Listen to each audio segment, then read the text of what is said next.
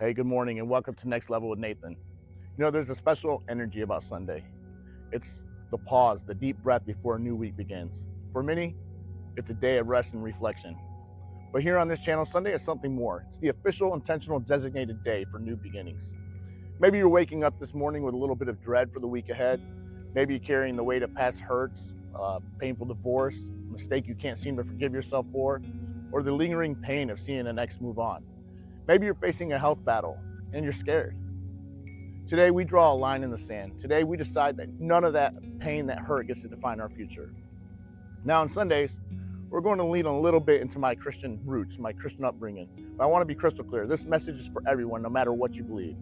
Because the master teachers, whether it was Buddha or Rumi or Jesus, all spoke in universal truths. And the truth we're talking about today is the power to begin again. Jesus had this incredibly profound, almost edgy teaching. When a man wanted to follow him, but first needed to go bury his dead father, Jesus said, let the dead bury their own dead. Now that sounds cruel or harsh on the surface, right? But spiritual masters like Dyer and Alan Watts saw the deeper message. Jesus wasn't being disrespectful. He was teaching a radical principle of manifestation. You cannot create a new future if you are emotionally and mentally still living in the past. The dead is everything that has already happened. The old story, the old you, the old hurts. The modern Christian Pastor Osteen echoes this exact idea. He talks about how you have to stop replaying the negative tape. You have to stop talking about how you were hurt, how you were wrong, how bad things are. You have to start talking about your victory, your healing, your bright future. You have to give your energy to the new story, not the old. So how do we apply this? If you're healing from a breakup, letting the dead bury the dead means stop replaying the arguments. Stop stalking their social media. It means you make the powerful decision to forgive them, forgive their new partner if they have one, and most critically, forgive yourself. And truth be told, although they may have left you, guaranteed you are part of the overall problem, if you're being honest with yourself. Now, there's no excuse for abandonment maybe, but you played a part in the vibrational shift that caused the misalignment, and it is okay to forgive yourself for your part. And if you were the cause and you deserve to be left, even more reason to forgive yourself and move on. Because this forgiveness isn't for them, it's the key that unlocks your own prison.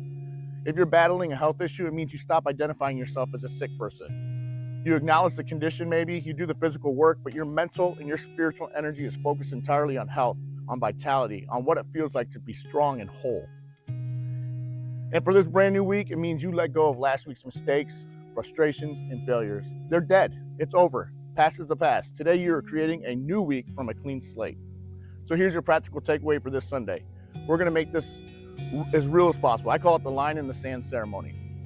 I want you to find a quiet moment today. Take out a piece of paper or just do this powerfully in your mind. On one side, I want you to acknowledge everything from the dead past that you are now leaving behind, the resentment, the self-blame, the fear, the story that you aren't good enough. Then on the other side, I want you to physically draw a hard line, either right to the side of it or under it. Or if you're visualizing, see a massive deep line being carved in the sand. This line represents a final decision. On the other side of that line, I want you to write what your new beginning is. Write self-love, write wholeness, vibrant health, peace, write an awesome productive week.